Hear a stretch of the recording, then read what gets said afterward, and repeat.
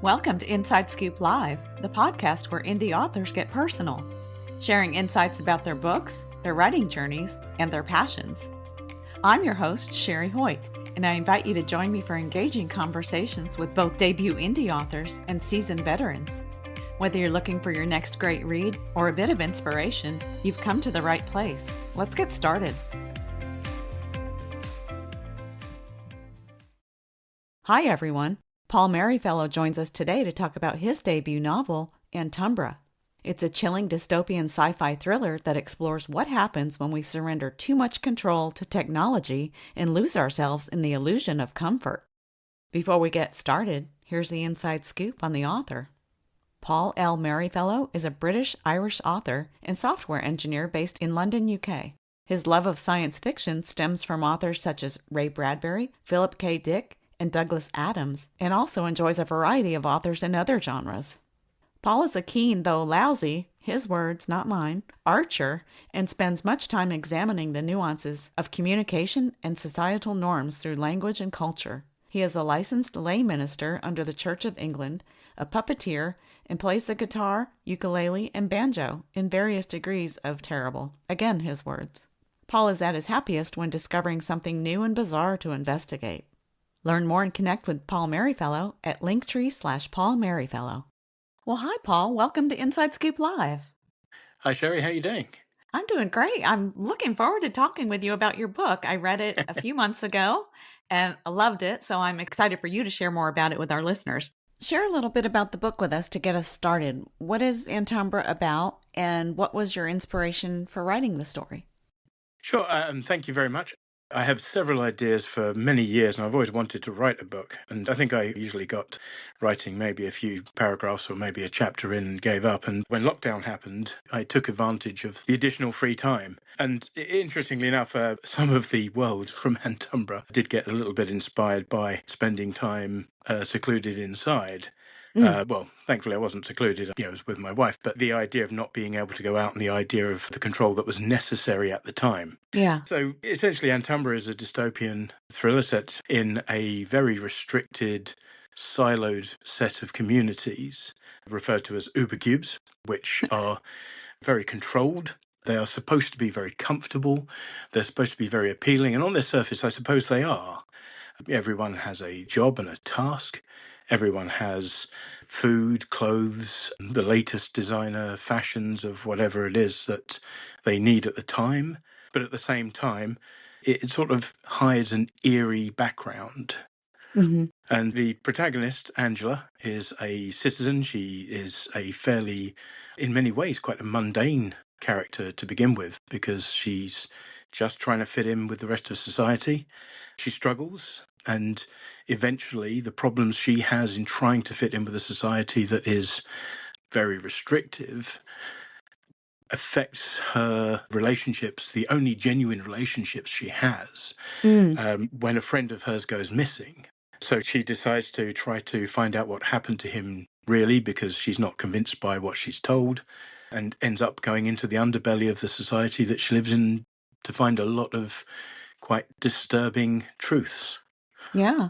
I love the concept. I knew, right from the beginning when I started reading, I was like, oh boy, this is going to be fun.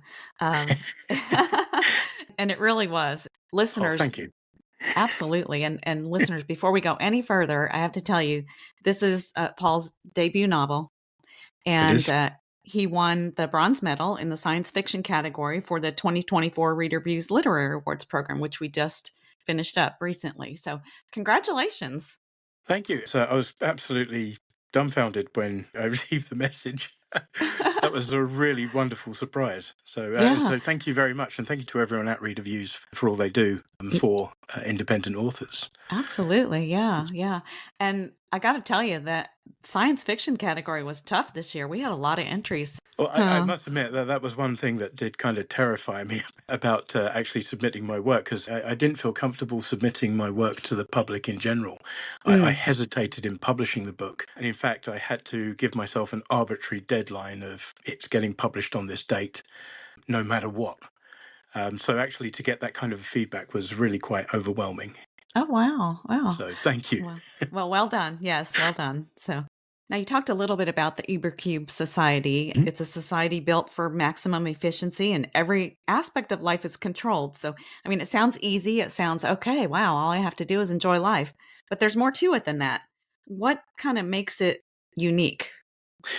Yeah, I think the forms of control is where Antumbra, the Uber cubes in Antumbra, they were quite interesting to write because from one end, all the individuals have their own cubes, their own essentially flats, really. But inside of those flats, they're not wholly alone. They live with an AI presence called an Emily, which sits and monitors them and I'll say advises, but sort of instructs really. And so you have that, but it doesn't sound like they are eerie inside of their lives. I mean, it's a pal that sits in your home and offers you sage advice. Yeah. Yet it's a form of control. And I suppose looking at some of the dystopian novels that I've enjoyed myself in the past, if you look at a bit of a spectrum, if you like, between maybe 1984 on one extreme and A Brave New World on the other, Mm, aspects of the Emily are very much like the 1984. You have monitoring, you have policing, even inside your own home. You have this almost a camera, I suppose, staring at you most of the time. But what balances it out, and for me made the idea darker, was that's not where it finishes. It's when she goes into forced social environments where she has to interact with the people there, they are all willful volunteers mm, to also police each other because yeah. everyone subscribes to this conformity and this, you've got to do whatever the Emilys tell you, you've got to do whatever you're suggested by the group. Yeah. Well, I want to talk about your characters a little deeper because, boy, I Sure. have some opinions. Well, Fantastic. Angela, you mentioned the protagonist, she kind of struggles with feeling like an outsider, which is, I think Mm. it's rather interesting since the system is created around not standing out. What was the most challenging part of writing her character? And the main question I have about her is, did she evolve in ways you didn't expect while you were writing? Yes, I mean, she really did to a certain extent. It was interesting because the way that I wrote the book was to come up with one, the general idea, two, start refining it down into smaller chunks, then refine it down into chapters. And by the time I finished, I had a skeleton for every chapter, and then I started writing the bulk. Mm. And actually, her character was an absolute pain because I think the last three chapters I maybe wrote in 1 week, and I was really on a roll and I was really excited and I know exactly what I'm doing. And then suddenly come to a screeching halt, like, nope, this ending and the way that this is going, it's not in keeping with her. Ah. She's very much changed, and now that I've gone on the journey with her, I suppose that sounds maybe a bit pretentious, but going along this journey with her, you get to this point and think, no, this isn't her. She wouldn't go down these routes. So I had to scrap the original ending. Um, Ah. and I don't want to give too much away, but the end monologue I felt was the culmination of all of her experiences. And I really enjoyed writing that as a round out to her character and where she had been starved of all of the more intricate human aspects by a cripplingly controlling society that infantilizes everyone Mhm. quite badly. She demonstrates both quite sophisticated wisdom and compassion because she's quite an internal person. This what gives her a bit of strength in that respect. Yeah, and brave to speak out against the system, so to speak. I mean, Well, she's a nobody. I mean, yeah. she has no position of any authority or perceived authority throughout her time as a citizen in the Ubercubes. And it's only through her experiences, I mean, really speaking, she's not a willing rebel. She is forced to, Mhm. which, and again, it was quite challenging to make it so that she didn't resist too much, and at the same time that she wasn't too keen. Right. I sort of Y wanted her to be an unwilling rebel and someone who essentially causes change because she has to. Yeah, yeah. So that was intentional. A It con was. Yeah. Well, I like that. I liked her character arc, her growth. She was someone that I didn't always agree with what she was doing or maybe like what she was doing, but, it kind of that's what makes them more relatable, right? Sure. Um, I mean, I don't think I would have done the same in her shoes myself, but it felt like what she would do. yeah, and I love what you said about the ending and, you had to change it because that's not something she would do. And, No. when you're in the depths of writing your book and either you become the characters or they just kinda take over and start the writing, and I love that how that happens. That's amazing to me. Absolutely. Well, and it gets to be a point then of ego. Do I want to finish this the way that I originally planned because it's what I originally said, or do I pay attention to what I've actually created and Oh, follow it properly? yeah. So drop personal ego and finish it the way it should be finished, not the way that I told it to finish. And again, that I suppose it's a question again of freedom versus control. Mm, Uh, mhm. That's right. lesson learned. That's right. Now, you mentioned Emily, the AI Mhm. helpers, and everyone has an Emily, and Emily is one of those characters that, oh my gosh. I wanted to wring her necks. She probably doesn't have a neck, but I wanted to wring it. She was false to me, and I know she's Oh AI, so yeah. you're like, well, she's not a person, but she came across as both, kind of intrusive and eerily cheerful, and that's what I mean about the falseness. It felt like she was doing her job, but also it felt like, as I was reading, she became more real to me, and it was kind of scary. Well, and actually, it's kind of interesting because to a certain extent, you've fallen for her manipulation. Yeah. Well, and I just did because you referred to an Emily as a her.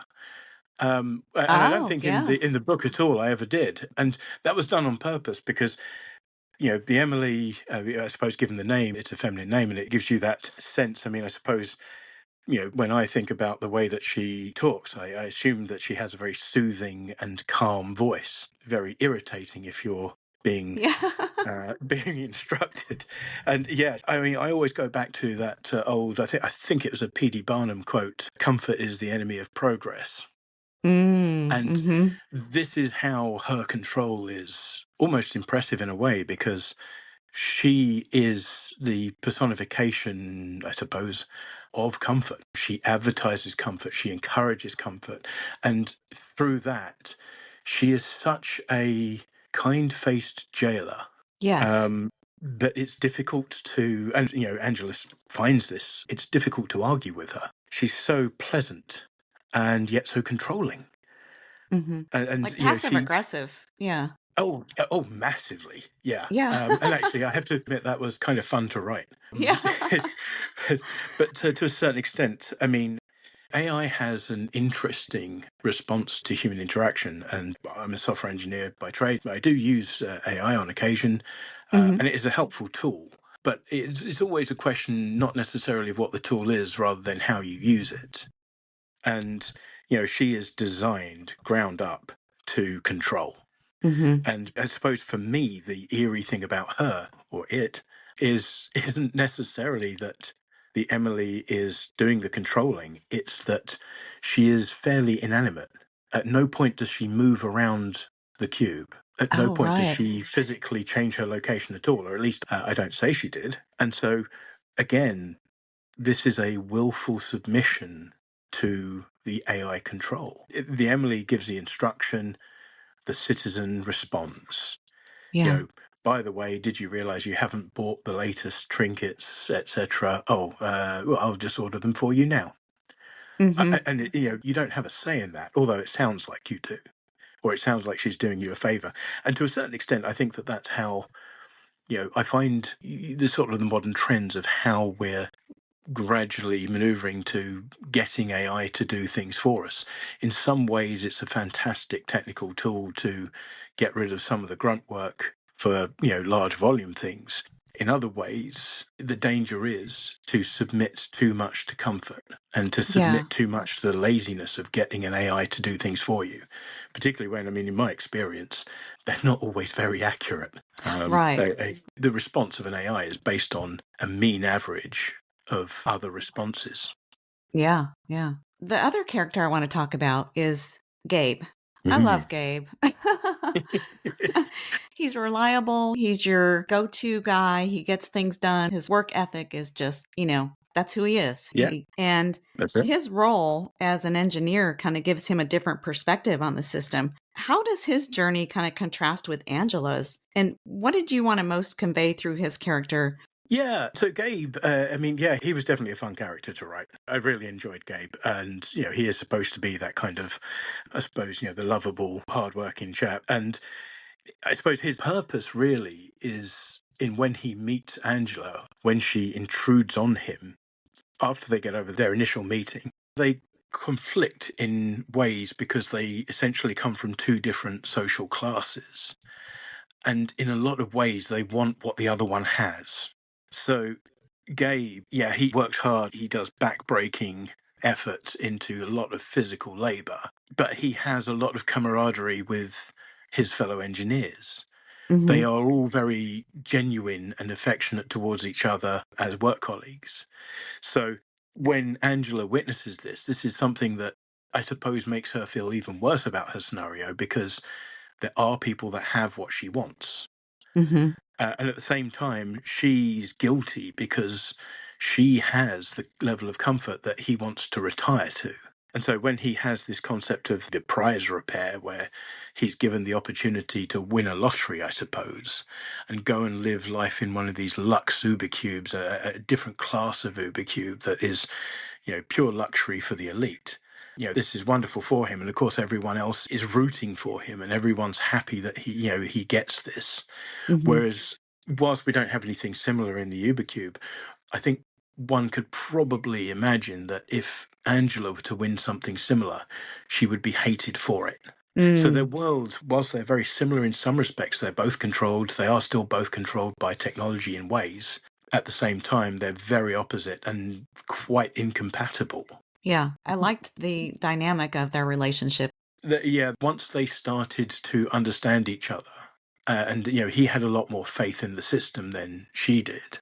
Right. But once they started to understand each other, they started becoming, again, I suppose he had a friendship through trial and through fire with her, which would have been different to the friendships he had back in the logic station where he was stationed.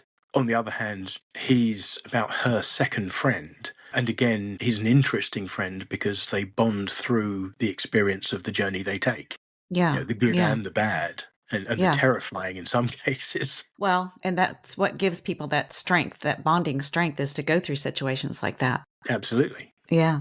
I want to talk a little bit about the news feed. So there's like a daily news feed. Can you tell us a little bit about that? And did you draw any inspiration from this through modern Yeah, I media think trends? this is one of those places where I frown upon some trends in modern society, and I suppose looking at the way that these days, well, this happened and this is the truth. Well, why would you say that? Well, I read it on Instagram or TikTok or Twitter or whatever. Right. Yeah, sure. That's Oh, not that a reliable reliable. source. Yeah, yeah. I read it on the internet. Yeah, no, that's that's that's an atrocious answer.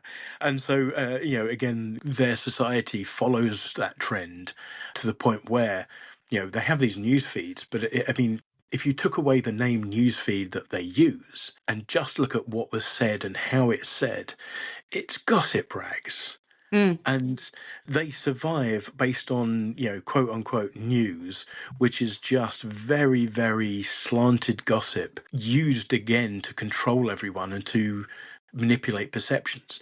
I mean, people find Angela a bit weird to start with, but it's only once the news feeds themselves start actively pointing out that she's a bit of a loner, a solo as they call her. yeah. She's a bit of a loser and a bit strange. That's when people start distancing themselves more actively. So people start taking this gossipy nonsense as their own opinion and as their own fact, which it is definitely something I see as a worrying change that we have now with, I've read it on the internet, therefore it's true. Yeah. Yeah. And it's very difficult to combat. Yeah. Tell us a little bit about the Medicube. That I feel like that kind of remains a mystery for a lot of the book. Kind of it hints at something much darker than what's publicly presented. Can you tell us about how you developed this aspect of the story? Yeah, sure. I mean, yeah, the Medicubes are, I mean, I think they start off, they don't seem too sinister. They just seem a bit mysterious. But certainly, as they're mentioned occasionally, they do become a bit of a black hole of concerning holes in knowledge, as it were. And it's kind of interesting in the sense that, we talked earlier about, their control is essentially it's done through society, and they do have medication that's, I suppose, a bit Brave New World Soma-like. Hmm. They've got this tonic that is used very much to control them and to control their emotions. So one has to wonder, if you have a means by which to control emotions that you can very readily and easily deliver to someone's personal space, why would you need to send them to a Medicube if they Mm. had? I never asked that question directly, but that's the lingering, rumbling question that makes the Medicubes a little bit sinister. Yeah. And yeah, they are a bit of a Room 101 black hole, or a euphemism to a certain extent, all rolled into one. If someone's sent to the Medicube, do they go to a Medicube? Is the Medicube real? If it is real, what actually happens there? Right. And I suppose I tried to keep that as a mystery. I suppose I don't necessarily want to answer Yeah. what actually happens, because I'm not sure I know myself or what I intended. But it was just that kind of excuse. So, we sent Arthur to the Medicube. Well, okay, well, what's actually happening? Don't worry about it. Yeah. It's a really great thing then when later on the Medicube comes back into the conversation, and we realise that it's obviously used as a lie in some cases, or to gaslight. Hmm. And so then, it is quite fun to then start questioning, well, what actually happened in the beginning? So it was quite a fun aspect. But then we do know that, because we have the different types of cube. We have the ÜberCube, where they generally live. We have the Lux ÜberCube, where the elite live. We have the kiddie cubes, where they're grown up without parentage. They are raised in a very clinical way. Hmm. So the Medicube also does seem quite real. Yeah. Yeah. And I kept it that way for that reason, really. You just mentioned the kids cube, and Mm. that kind of makes sense why everyone takes what is said at face value, because that's the way they were raised. They weren't raised by anyone giving them guidance other than their Emily's or their Yeah. AI. Well, and they're designed to give the same answers. They're designed to give the company line, if you like, Yeah. Yeah. so that it's always consistent and everyone's brought up without the rebellious attitude, which, obviously Angela manages to slip through that crack, as is eventually explained. But everyone else, as you say, they're so very homogenized from a very, very, very early stage. Yeah. Yeah. That takes its rise again from modern advertising, because if you can get kids into certain brands by the time they're a certain age, they'll have lifelong loyalty. Oh, yeah, absolutely. The world of ÜberCube feels eerily plausible. We've talked about that. And yet, obviously, it's dystopian. Do you see Antumbra as a cautionary tale, or do you think we are already living elements of this world? Yeah, it's an interesting question. I mean, I wrote it in fits and starts, Mm, so I was a bit chaotic when I started, and so it's, I suppose, end to end, it's taken about 4 years. mm, Although I'm not quite that slow at writing. It's just how things worked out. And what's kind of interesting is, I suppose, we are a little further along the line toward that end than we were when I started. And as I said, on terms of AI and how we rely already heavily on a known flawed system, hmm. I suppose I have a lot of concerns about that. So it is a cautionary tale, because we're not far enough down these roads to have made permanent damage yet, and Right. we're not there. But I think that certainly the threat of the Emilys and the Ubercubes and the administrators is a lot more real, and is becoming a lot more real. I certainly wish it wasn't. Yeah. But again, it's interesting because I had a friend of mine read the book, and well, he's a few chapters in, and his immediate observation was, I've decided to stop using social media on my phone so much.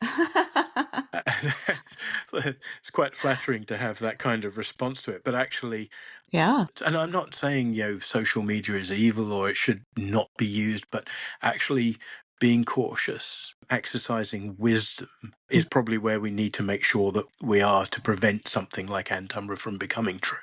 Yeah. Yeah. So, what kind of response have you had from readers? You mentioned your friend briefly. Have you had any feedback that really stood out to you? I mean, so far, a lot of my friends they're faster readers than I am, but they're all slow readers. So I'm probably the world's slowest reader. But certainly the initial feedback reading the first 3 or 4 chapters, I've had a lot of feedback on those. And I have to say, I utterly hated writing the dialogue because it Oh, because it was so childish and it avoided any form of emotion. And so I've had a few people sort of point out, yeah, actually the way that they live, it starts off feeling quite nice, but very soon you start feeling awkward about the surroundings. So I'm hoping that as people gradually get further through, they enjoy that a bit.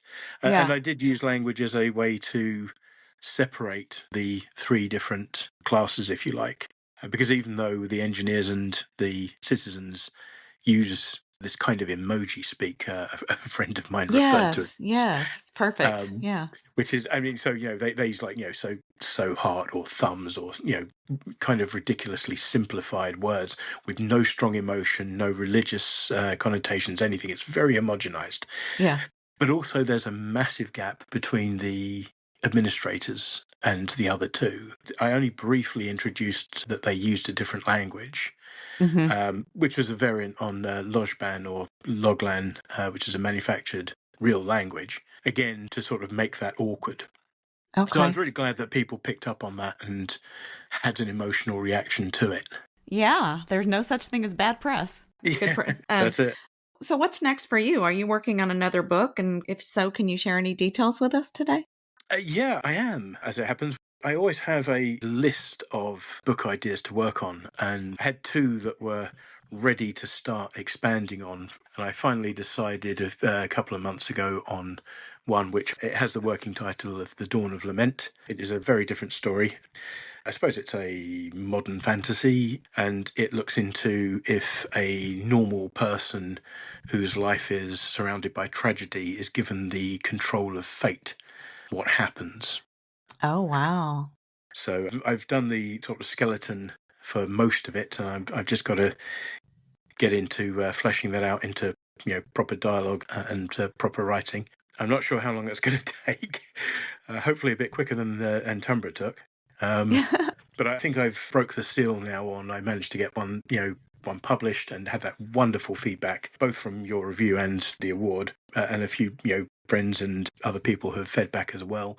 So I think I'm encouraged to just carry on, keep hammering at it, and publish a few more, see Oh, where it goes. well, good. I'm glad to hear that, and I'll be first in line, so don't forget about me, you know? Oh, I certainly won't. Certainly won't.